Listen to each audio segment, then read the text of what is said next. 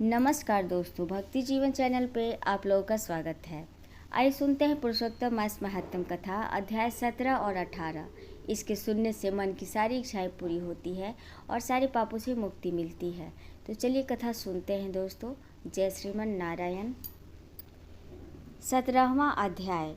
नारद जी बोले, हे कृपा के सिंधु, उसके बाद जागृत अवस्था को प्राप्त उस राजा दृढ़धनवा का क्या हुआ सो मुझसे कहिए, जिसके सुनने से पापों का नाश कहा गया है।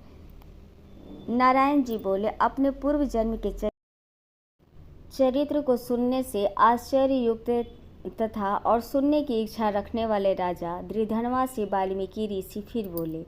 वाल्मीकि मुनि बोले, इस तरह स्त्री के मुख से शीतल वाणी को सुनकर सुदेव शर्मा धैर्य धारण कर हरि भगवान में चित्त को लगाता हुआ दीर्घ श्वास लेकर दीन मुख सुदेव शर्मा जो होने वाला है वह होगा, यह मन में निश्चय कर पूर्व समिधा आदि के लिए वन को गया। इस प्रकार करते उसे सुदेव शर्मा का कितना ही समय बीत गया। बाद किसी दिन समिधा कुश फल पुष्प आदि के लेने के लिए वन को गया। वहां जाकर सुदेव शर्मा मन से हरि भगवान के चरण कमलों का ध्यान करने लगा। उसी दिन उसका लड़का सुदेव अपने मित्रों के साथ बावली हो गया। बावली में प्रवेश कर समवयस्क मित्रों के साथ जल यत्नों से जल फेंकता हुआ और बार बार हंसता हुआ खेलने लगा। गर्मी की ऋतु में बार बार जल में खेलता हुआ हर्ष को प्राप्त हुआ। इस तरह प्रेम में मग्न सब बालकों से खेल करते हुए अथाह जल में खड़ा हुआ वह सुदेव बालक मित्र बालकों से पीड़ित होकर मित्रवर्ग के भय से भागने की इच्छा करता हुआ और भाग्य से प्रेरित हो अपने श्वास को रोककर अपने मित्रों को छलने की इच्छा से वहां अथाह जल में गोता लगाया। फिर उस जल में व्याकुल होकर उससे बाहर निकलने की इच्छा करता सहसा उस अथाह जल में वह बालक मृत्यु को प्राप्त हो गया। जल से निकलते हुए बालक को न देखकर वे सब समवयस्क मित्र बालक चकित होकर हाहाकार करते हुए बहुत जोर से दौड़े और अत्यंत शोक से ग्रस्त वे बालक उसकी माता गौतमी से जाकर बोले। उन बालकों के अत्यंत अप्रिय व्रजपात के समान वचन को सुनकर पुत्र में प्रेम करने वाली वह गौतमी तुरंत पृथ्वी पर गिर पड़ी। उसी समय वन से सुदेव शर्मा पुत्र का मरण सुनकर कटे वृक्ष के समान पृथ्वी पर गिर गया। बाद दोनों ब्राह्मण स्त्री पुरुष उठकर बावली हो गए। वहां जाकर मृत पुत्र का आलिंगन कर उसके शरीर को गोद में लेकर सुदेव शर्मा बारंबार पुत्र का मुख चूमने लगा। अपने गोद में स्थित मृत पुत्र को बार बार देखता हुआ रोता विलाप करता गदगद अक्षर से बोला। सुदेव शर्मा बोला, हे पुत्र, मेरे शोक को नाश करने वाले शीतल सुंदर और सुवचन को बोलो। हे वत्स, मेरे मन को प्रसन्न करो। वृद्ध माता पिता को छोड़कर तुम जाने के योग्य नहीं हो। हे वत्स, वेदाध्ययन के लिए तुम्हारा श्रेष्ठ मित्र बुला रहा है और बड़े हर्ष से पढ़ाने के लिए उपाध्याय तुमको बुला रहे हैं। हे पुत्र, शीघ्र उठो, इस समय क्यों सो रहे हो? तुमको छोड़कर घर नहीं जाऊंगा।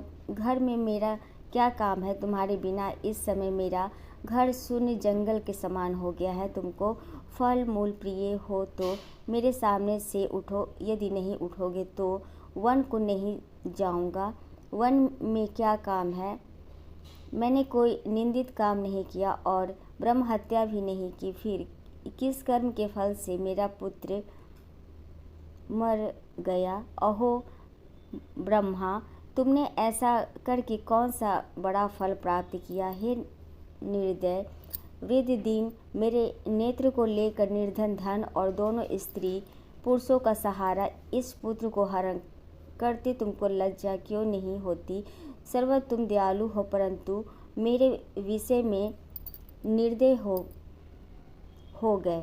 सो क्यों? अहो आश्चर्य है, मेरे भाग्य में यह उल्टा कैसे हुआ? स्वभाव से सुंदर पुत्र की खोज इस समय मैं कहाँ करूं? हे पुत्र, तुम्हारे मुख और सुंदर नेत्र को कहाँ देखूंगा? मेघ जल को बरसता है, पृथ्वी धान्य को पैदा करती है, पर्वत रत्नों को और समुद्र मुक्तासार मणि को देते हैं, परंतु उस देश को नहीं देखता हूँ जहाँ मरा हुआ पुत्र मिलता हो, जिसके शरीर का आलिंगन कर हृदय के ताप को छोड़ता है। हे वत्स, तुम एक बार शीघ्र वचन सुनाओ और दया करो। तुम्हारी माता लज्जा छोड़कर चिल के समान अत्यंत विलाप करती है। पुत्र, उसको देखकर तुमको दया क्यों नहीं पैदा होती है? माता पिता की आज्ञा बिना तुम कभी भी नहीं गए। हे पुत्र, हम दोनों से बिना पूछे ही दूर के मार्ग को गए हो क्या? इस समय किसके विद्या अध्ययन के उत्तम वाणी को सुनूंगा? हे वत्स, आज तुम्हारे और तुम्हारे मनोहर मधुर वचन के स्मरण से मेरा हृदय 100 टुकड़ा नहीं हो रहा है, क्योंकि मेरा हृदय लोहे के समान है। हे कौशलेंद्र राजा दशरथ, तुमको हम धन्य मानते हैं, क्योंकि रामचंद्र के वन जाने पर पुत्र के ताप से दंड वे प्राणों को नहीं रख सके, परंतु पुत्र के मर जाने पर भी जीवित रहने वाला धिक्कार है।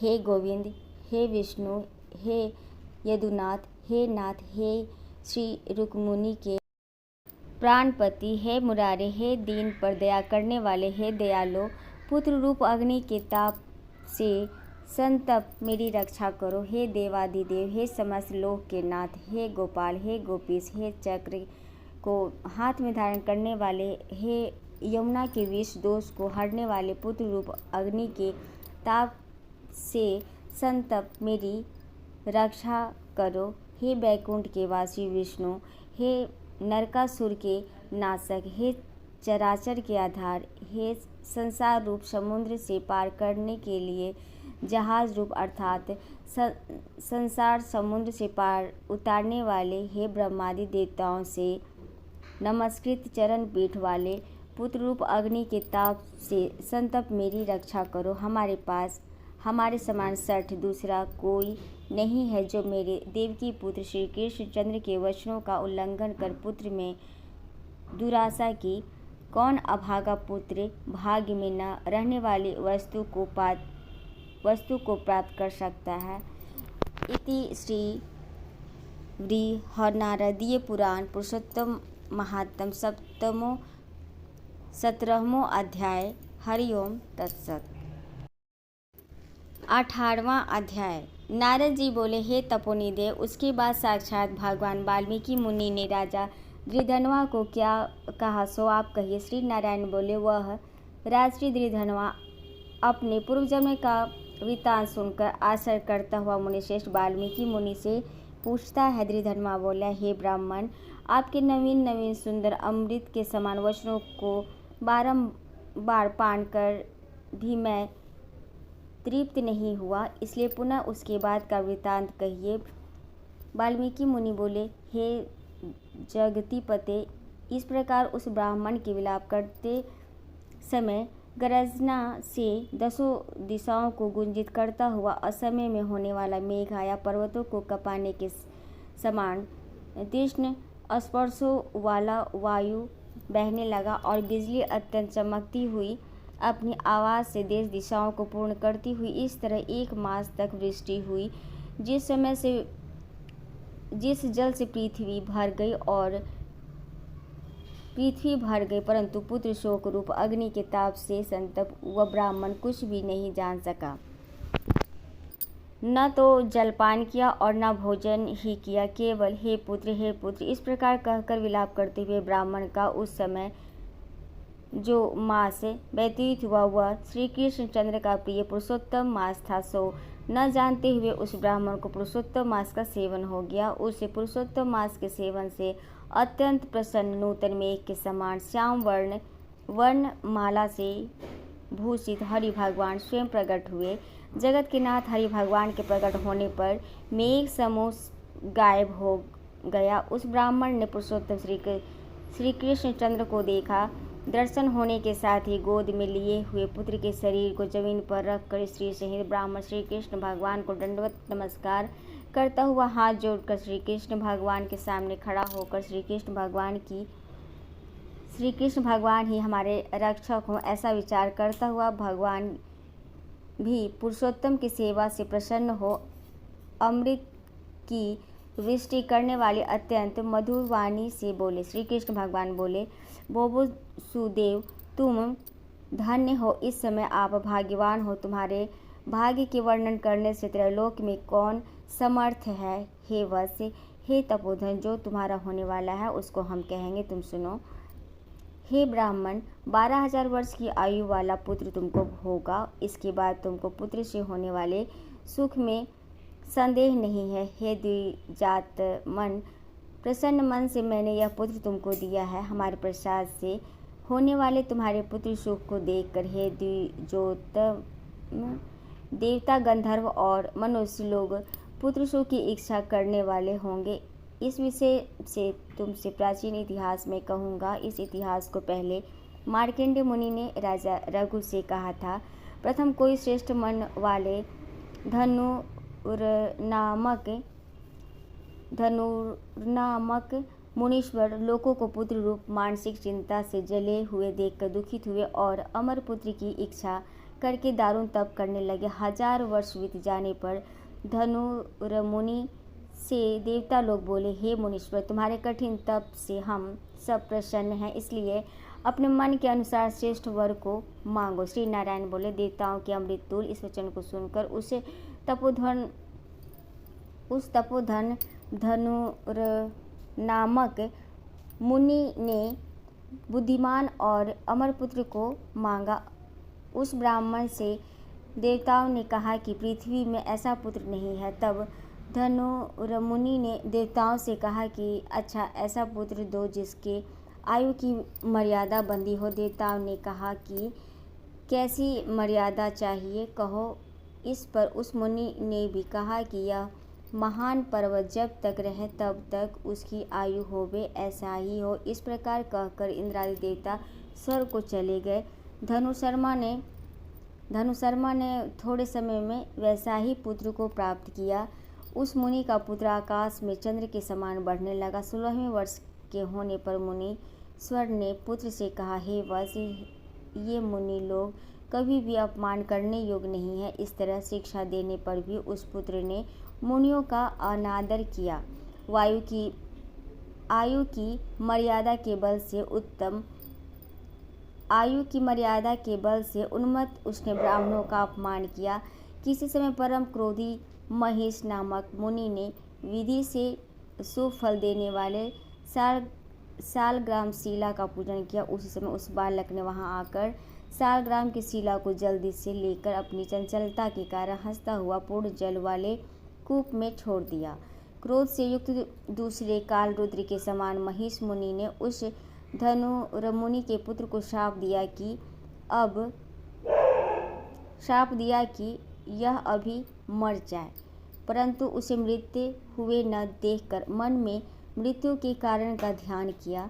देवताओं ने इस धनुर्मुनि के पुत्र को निमितायु वाला बनाया है। इस समय चिंता करते हुए महेश मुनि ने लंबी सांस ली, जिससे कोई कोटि महिष पैदा हो गए और उस महर्षियों ने पर्वत को टुकड़ा टुकड़ा कर दिया। उस समय मुनि का अत्यंत दुर्मद लड़का मर गया। धनुर्मुनि ने अत्यंत दुख से बार बार विलाप किया। बाद अनेक प्रकार विलाप कर पुत्र के शरीर को लेकर पुत्र के दुख से अत्यंत पीड़ित हो चिंता की अग्नि में प्रवेश किया। इस प्रकार हठ से पुत्र प्राप्त करने वाले कहीं भी सुख को नहीं पाते हैं। हे तपोधन, गरुड़ जी ने यह जो पुत्र दिया है, इससे संसार में तुम प्रशंसनीय पुत्रवान होगे। हे अनग, मैंने प्रसन्न होकर पुरुषोत्तम के महात्म से इस पुत्र को चिरस्थायी किया है। यह तुमको सुख देने वाला हो। पुत्र के साथ सर्वदा गृह आश्रम के सुख को भोगने के बाद तुम ब्रह्मलोक को जाओगे।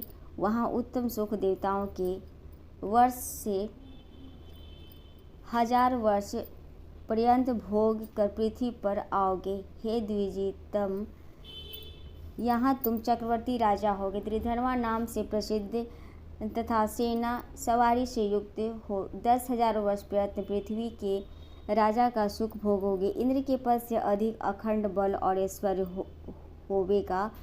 उस समय यह गौतमी ऋषि पर रानी होवेगी। नित्यपति सेवा में तत्पर और गुणवती नाम वाली होगी, गुण सुंदरी नाम वाली होगी।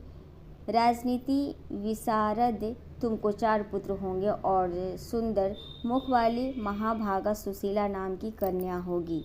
हे महाभाग, सुरों और असुरों को दुर्लभ संसार और सुखों को भोगकर तुम संसार रूपी समुद्र के पार करने वाले विष्णु भगवान को जब भूल जाओगे तब हे विप्र, उस समय वन में यह तुम्हारा पुत्र शुक पक्षी होकर वट वृक्ष के ऊपर बैठकर वैराग्य पैदा करने वाले श्लोक को बार बार पढ़ता हुआ तुमको इस प्रकार बोध कराएगा। शुक पक्षी के वचन को सुनकर दुखित मन होकर घर आओगे। संसार के विशेष सुख को छोड़कर चिंता रूपी समुद्र में मग्न हे भूसुर, तुमको वाल्मीकि मुनि आकर ज्ञान कराएंगे। उनके वचन से निसंदेह हो शरीर को छोड़कर हरि भगवान के पद को दोनों स्त्री पुरुष तुम जाओगे, जो कि पद आवागमन से रहित कहा गया है। इस प्रकार महाविष्णु के कहने पर वह ब्राह्मण बालक उठ खड़ा हुआ। वे दोनों स्त्री पुरुष ब्राह्मण पुत्र को उठा हुआ देखकर अत्यंत आनंदित हो गए। सब देवता लोग भी संतुष्ट होकर पुष्पों की वर्षा करने लगे। सुखदेव ने भी श्री हरि को और माता पिता को प्रणाम किया। उस ब्राह्मण को पुत्र के साथ देखकर गरुड़ जी भी अत्यंत प्रसन्न हुए। उस समय चकित होकर ब्राह्मण ने श्री हरि भगवान को नमस्कार किया और हाथ जोड़कर हृदय में होने वाले संदेह को दूर करने वाले के लिए हर्ष के कारण गदगद वचन से जगदीश्वर से बोला, हे हरे, मैंने 4000 वर्ष पर्यंत लगातार अत्यंत दुष्कर तप किया। उस समय मेरे को आपने वहाँ आकर जो कठोर वचन कहा कि हे वत्स, हमने अच्छी तरह देखा है, इस समय तुमको निश्चय पुत्र नहीं है। हे हरे, उस वचन का उल्लंघन कर मेरे मृत पुत्र की जीवित करने का कारण क्या है, सो आप कहिए। इति श्री बृहन्नारदीय पुराण पुरुषोत्तम मास महात्म्य में 18वां अध्याय। हरि ओम तत्सत।